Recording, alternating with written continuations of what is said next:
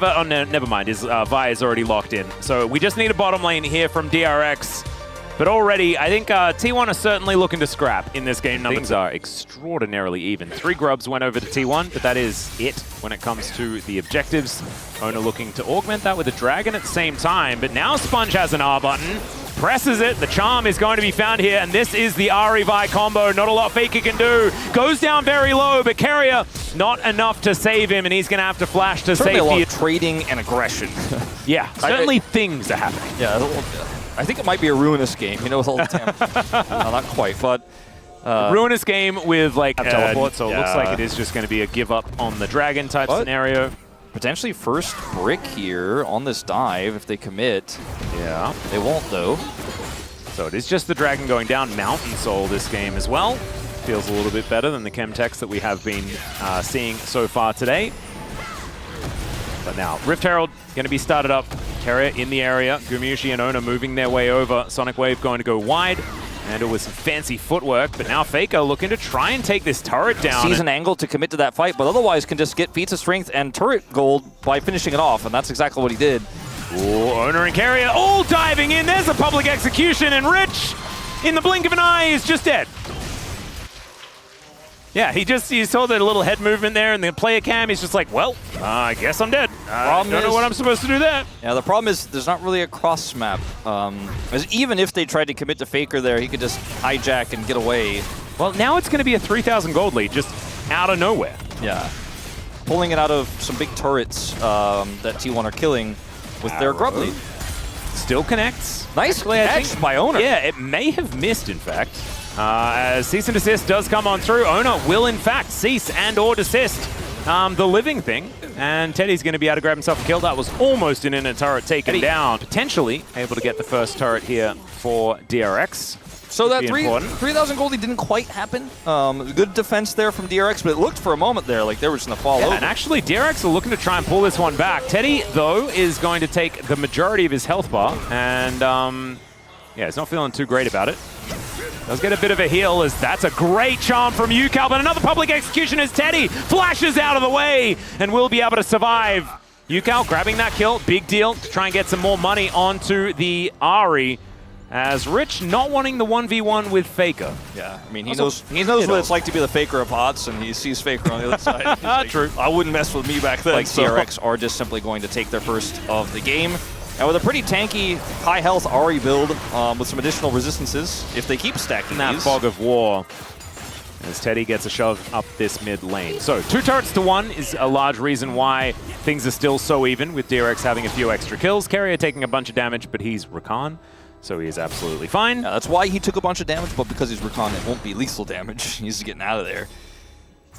We have a really relevant question that was just asked in our group chat, by the way. Yeah. Valdez was wondering, like, because I often say about things written on tins, what does it actually say on the tin? As we're going to have to hold that thought. Ona throwing Sponge out of there. Delivered underneath the turret is slightly suboptimal, and immediately Sponge just goes down. Can they get the answering kill, though, as Doran is dancing away from the fight? Charm connects onto Faker, but he is still looking for more. Chains go wide. Rich still at full health, and Faker may have overextended, but he's got another dash. The cavalry are coming down, but they're seen on the vision as the quickness dives forward, and there's the bullet time. They take down the Rakan, though. It was an awkward situation, and the turret is also going to fall. Ultimately, in the end, I think it was just completely and give multiple kills to T1. They do end up pulling it off, grabbing that turret. The game is still even. They're looking for another turret here to make it basically dead even in terms of gold. Yeah, slight advantage, in fact. T1 to fight into this. Yeah, so much of this vision has already been taken away here, as they can just wait out the Sonic Wave.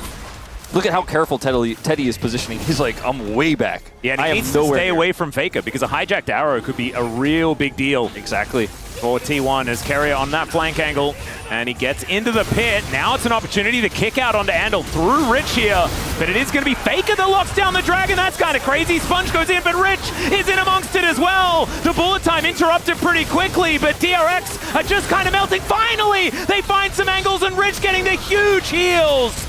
as he looks to exit. It was an even fight until then. Faker dives forward, looks for Rich, but he doesn't get it. The Infernal Chains, and it's Yucal that locks down the kill. Orb of Deception coming on through here, but there's a right click, and Gumayusi's able to take down the Ahri. Only Rich staying alive here. 9,000 damage for Gumayusi in the fight. Positioning blowout that we saw last time, and that's the great thing about this, because now we still get to see another fight. Well, something might happen. It might be about to be like that, because similarly to last game, T1 have full vision control here, and if DRX just trickle through, just like they did last game, it will be the exact same thing that happened in game 1. They are looking to do it. Single ward. Yeah, it's exact same situation as game 1. All right, well, the arrow is going to connect onto Doran. This Otacon is extraordinarily low as Yuka looking to make his way in. The public execution is fantastic as Faker is going to turn up as well. He picks up an arrow. Down goes Carrier to start this one off, but Faker's gone golden. He's bought so much time, and Rich just cannot do enough. He's now looking to get onto Doran in that backline, but he's just a distraction. As now Rich flapping after them, looking for a bit of an angle here. As it's only Guma, and I swear, like, Gumayusi should be playing lethality because the angles on these ultimates have been fantastic. A little bit better than that arrow from Teddy that did go a little bit wide. But yeah, I mean look, that bullet time just didn't feel like it did quite enough as Doran once again caught out of position. The Infernal Chains pulls him back, but he uses the ulti, and Sponge is actually the one that falls down.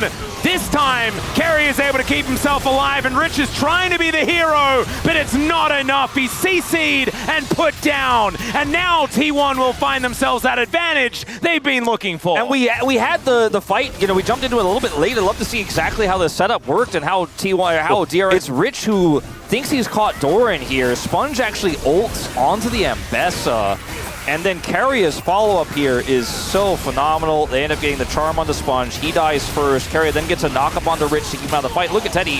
Throws a volley in, and he's like, it could very well be very soon. Yeah. As we're on the way to 2 GAs for Doran and Owner.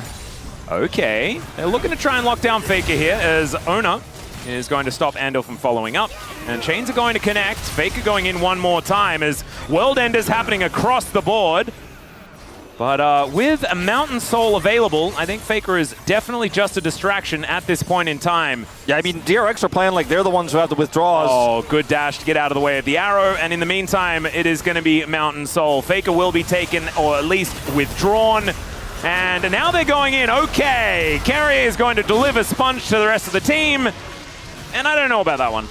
Yeah, I think Sponge was reminded about how his ultimate works by Carrier there in that moment. Yeah, and also reminded that the rest of his team was off killing Faker as Yucal going to be dashing away from Owner here. You mean withdrawing Faker? Yes, there we go. They were withdrawing Faker. Doran is going to try and ult, but does not quite manage to do so. Gumayusi just going to get them out of there, as Owner is continuing to chase Yucal as much as he possibly can while the rest of his team are looking to win the game. Faker has popped back up again, and he is just going to teleport to this mid lane. Ultimate from Andal not going to do too much as Faker's going to land that arrow. That is no worries at all. Going golden as the rest of these Nexus turrets fall down, and T1, I mean, it was kept even for quite some time, but they dispatch of the Nexus immediately after finding just one fight that worked